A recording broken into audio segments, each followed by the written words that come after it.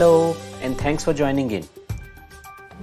We may say that a COVID vaccine is the return ticket to our routine lifestyle. On 29th of July 2020, we came across this article in the leading Indian daily, The Indian Express. While we were so interested in learning about the vaccine, we could not comprehend some of the basic terms used here. This prompted us to make a video.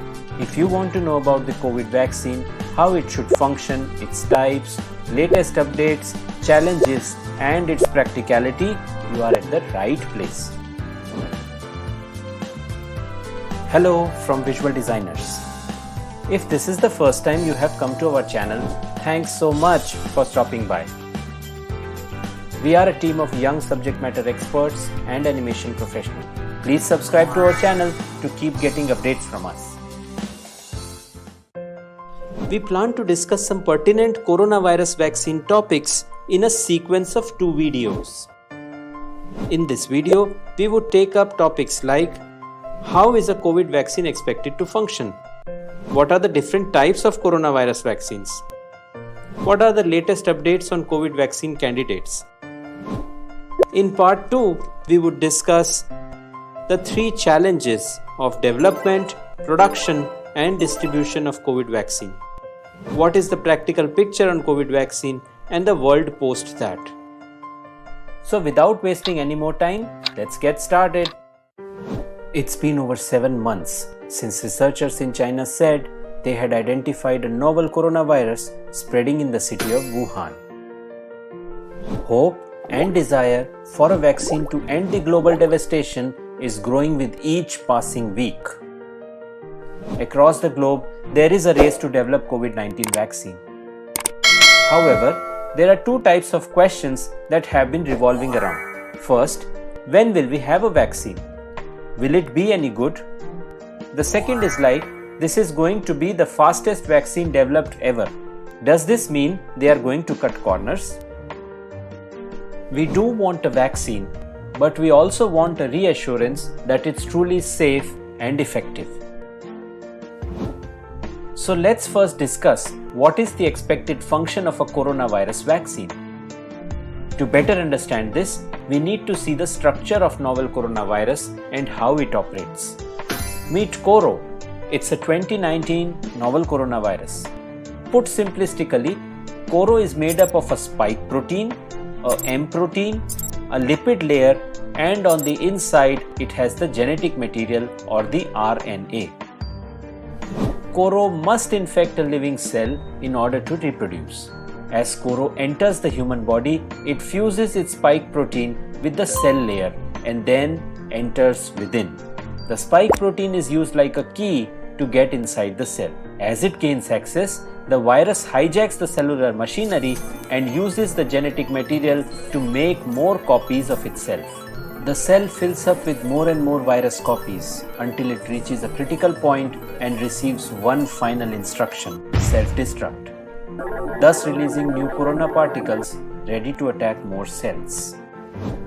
Does this sound like Coro is very smart? Well, our friend Immuno, the immune system element, is only smarter once it recognizes the virus. Speaking very generally, the part of the virus that is most visible to the immune system is the spike protein. Once Immuno recognizes the virus, it produces markers called the antibodies. These attach to the viral spike protein and prevent it from fusing with the healthy cell. Therefore, recognition of the coronavirus component by the immune system is the vital part here. This assistance is provided by the vaccine. Basically, vaccines would expose the immune system to spike protein of 2019 novel coronavirus. The immune system recognizes vaccine agents as foreign bodies, destroys them, and remembers them. In future, when a real infection comes in, the immune system would recognize it and prevent it. So that's the objective of the vaccine. It gives our body a weakened infection, weak enough not to cause any sickness, but strong enough to make the immune system recognize it. We are now in a better position to understand the terms encountered in the newspaper article and what's happening around the world of COVID vaccine.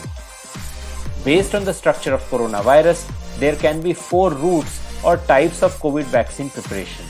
These are virus vaccine, viral vector vaccine, nucleic acid or genetic material vaccine, and protein-based vaccine. Does this sound too technical? Please hang on, as we have tried our best to present this knowledge in a simple manner. So let's briefly look at the COVID vaccine types. First is the virus vaccine. Here the vaccine is prepared using the virus itself. A virus vaccine can be prepared from a weakened virus or an inactivated or dead virus.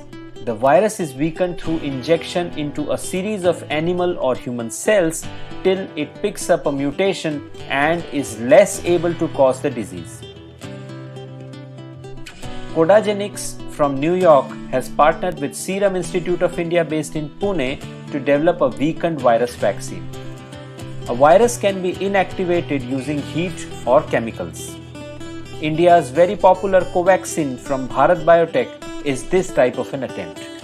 Similarly, Sinovac Biotech's vaccine candidate CoronaVac from China, which is among the leaders in this race, is also an inactivated virus vaccine attempt. The second type of vaccine is the viral vector vaccine. Here, the virus is genetically engineered to produce a vaccine form. This again can be of 2 types: replicating, where the vaccine virus can still multiply within the cell, and non-replicating, that is, where the virus cannot grow within the host cell.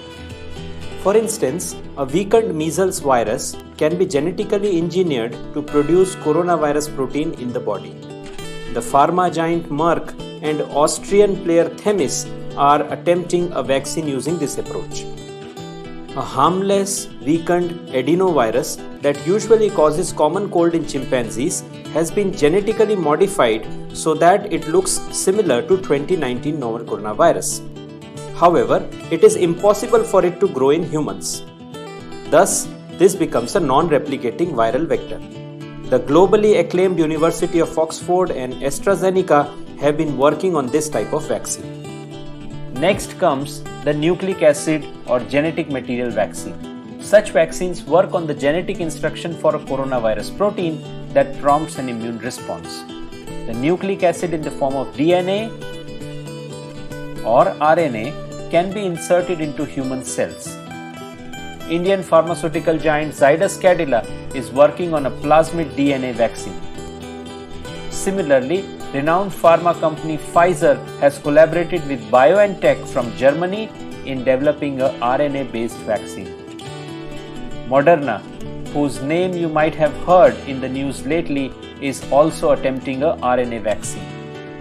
The last type is of protein-based vaccine. Here, the fragments of proteins or protein shells that mimic coronavirus's outer coat are directly injected to the body. The 2 types under this category are the protein subunits, where the parts of virus protein is injected directly, and the virus-like particle, where the empty virus shell without genetic material are introduced to the body. Such vaccines have never been used on humans before, but teams like GlaxoSmithKline and Medicago are working on the same. But how do we know whether these COVID vaccine candidates are safe and effective? When experimental vaccines are tested, they usually go through 3 phases of clinical trials. You might have heard that Moderna has entered into phase 3 of its clinical trials, or some news similar to that. So let's briefly look at objectives of these 3 phases. The first phase is the smallest and focuses on safety, making sure that the product doesn't have any dangerous health effects.